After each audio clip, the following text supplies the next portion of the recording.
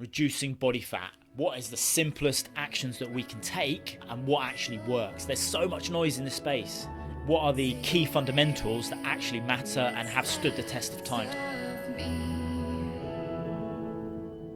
Welcome back, my name's Nick Quinton and this is the FLD30 series. So what I'm doing is I'm breaking down the program that I've put together and letting you guys know how it's going, and also recording it from my own perspective so I can reflect back and understand how well the components have embedded, landed, and how that feedback's gone as well. So breaking down each part of the program that I'm delivering at the moment. In the last video, we talked about 3 key focuses that people had come in with and which one was going to be their primary focus, why I thought that was important. And in this video, we're just going to pick that one primary focus and just break it down as simply as possible. And hopefully it's going to be a super short video because I've got to jump on another call. So body fat came up, 50-50 split between mobility and body fat. This is going to be about body fat and nutrition. And like everything that I'm trying to do, it's the simplest, smallest action that delivers the biggest outcome and the biggest impact.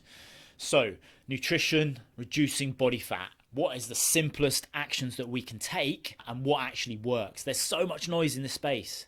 Anywhere you go, we've got people with 15 letters after names telling you to focus in on this one single, very specific ingredient because it's going to change your life forever.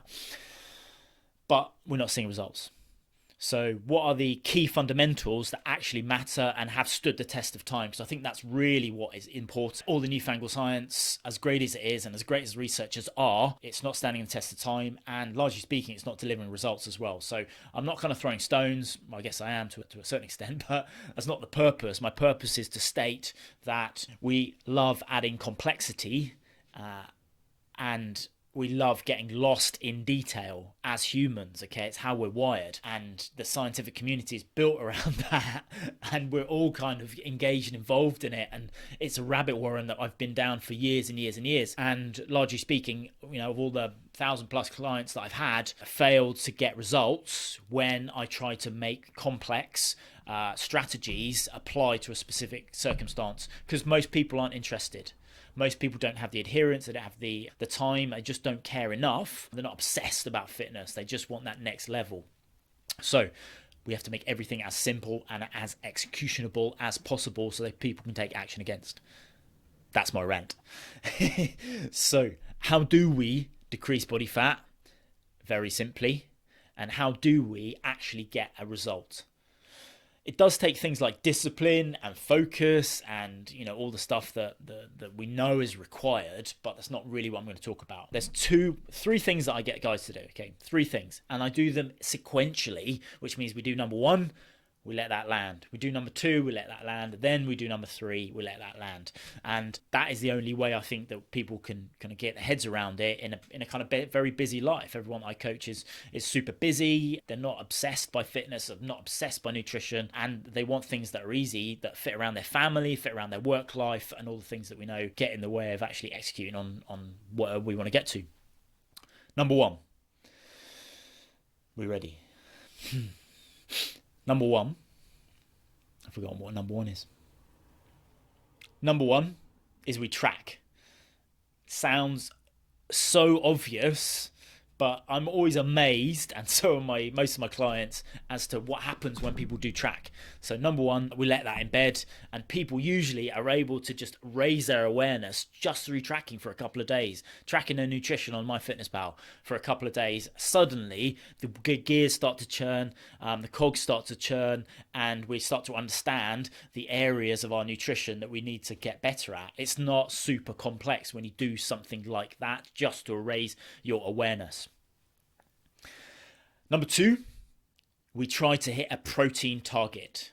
So when we're trying to get fitter, we know that protein doesn't get stored as fat, the same as a carbohydrate or a fat. So we try to increase that number, and it's the primary fuel for muscle development. So why wouldn't we? Keep it simple. A protein target. Try and hit a protein target. See what happens. Number 3, we work out a calorie goal. Yeah, so a calorie target to stay below.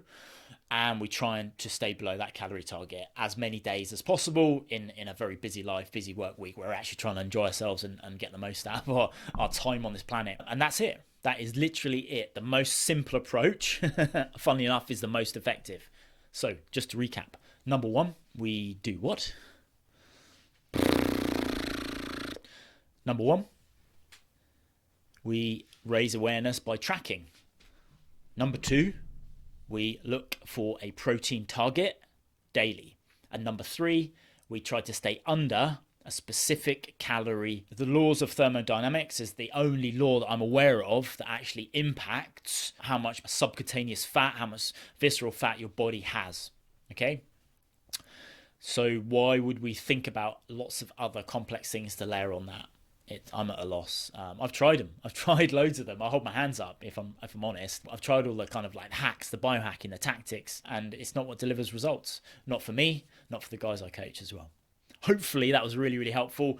Remove some of the mist and the fog that's out there and help you to take a step forward and actually think about things from a much more of a simpler standpoint and actually go away and execute. Leave me a comment. Let me know what you think. Am I talking nonsense? Did you like it? Did you not like it? Give me a thumbs up as well, please. I appreciate that. Subscribe to the channel, all that good stuff. If you're listening on the podcast, please leave us a review. Let us know how you're getting on. Cheers.